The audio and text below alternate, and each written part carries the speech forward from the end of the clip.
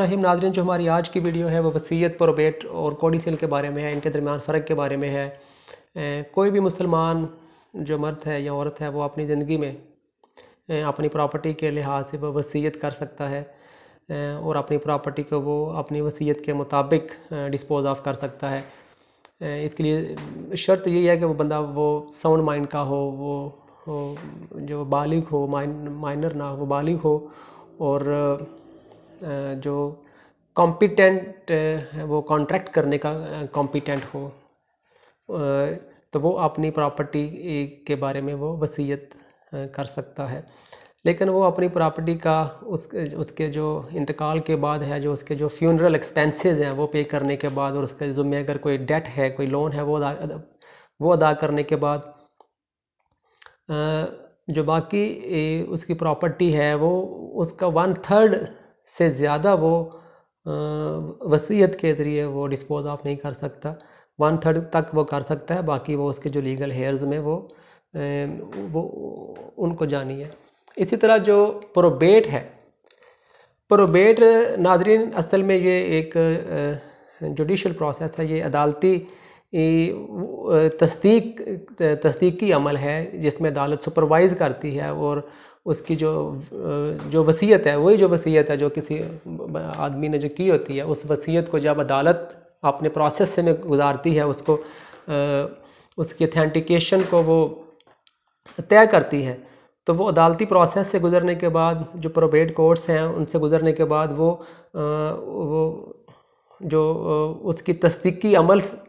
के बाद उसको हम उस विल को हम प्रोबेट कहते हैं कि ये एक इसको अदालत ने बाकायदा सुपरवाइज़ कर दिया, ये सर्टिफाइड कर दिया है कि ये जो विल है ये जेन्युइन है, ये फेक नहीं है, ये शैम नहीं है,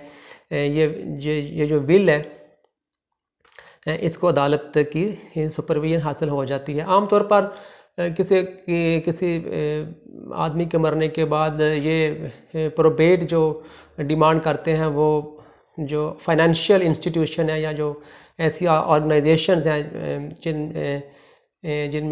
जिनका मालियाती फाइनेंशियल कोई तल्लक होता है, वो आमतौर पर जैसे कोई बैंक वगैरह वो डिमांड करते हैं कि प्रोबेट आप लेके आए ताकि इसमें कोई शक ना रह जाए कि ये कोई फेक है या ये जेन्युइन नहीं है या किसी ने गलत तरीके से ये बना ली है, ताकि जो हकदार हैं उन तक उन असल जो हक वो पहुंच सके। ये इसलिए इसको अदालती अमल से गुजरने के बाद हम इसको प्रोबेट कहते हैं। कोडिसिल है जो नाजरीन वो अमेंडेड, बेसिकली अमेंडेड विल को हम कोडिसिल कहते हैं। एक बार जो विल तैयार हो जाए तो जो टेस्टेटर है वो अपनी ज़िंदगी में जो वसीयत करने वाला है वो अपनी ज़िंदगी में अगर चाहे तो उसमें वो कमी बेशी कर सकता है, उसमें कोई चीज़ ऐड कर सकता है, कोई चीज़ें उसमें डिलीट कर सकता है, उसमें कोई चीज़ें रिवोक कर सकता है, अल्ट्रेशन कर सकता है, ये उसका बुनियादी हक होता है। लेकिन ये शर्त है कि वो अपनी ज़िंदगी में करे। अगर वो अपनी ज़िंदगी में कोई चीज़ अपनी मिसाल के तौर पर इसका मकसद यही होता है कि दोबारा एक नए सिरे से वो उस प्रोसेस को करने की बजाय या उसमें उसकी लागत को बर्दाश्त करने की बजाय तो जो एक कोडिसिल तैयार कर ली जाती है, जो अमेंडेड विल होती है वो उसी विल का हिस्सा बन जाती है, पार्ट एंड पार्सल होती है, वो उसी जो पहली वाली विल के साथ उसको अनेक्स कर दिया जाता है और वो भी उसका हिस्सा ही होती है। तो ये जो टेस्टेटर अगर वो उसमें कोई कमी बेशी करना चाहे तो अपनी ज़िंदगी में वो कर सकता है, कोई चीज़ एडिशन कर सकता है, डिलीशन कर सकता है, अमेंड कर सकता है ताकि वो उसकी मर्ज़ी के मुताबिक वो तैयार कर सकता है।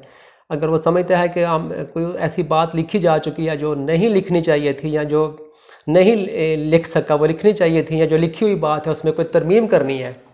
तो वो उसमें वो कर सकता है अपनी ज़िंदगी में, और वही जो विटनेसेस हैं वो उसको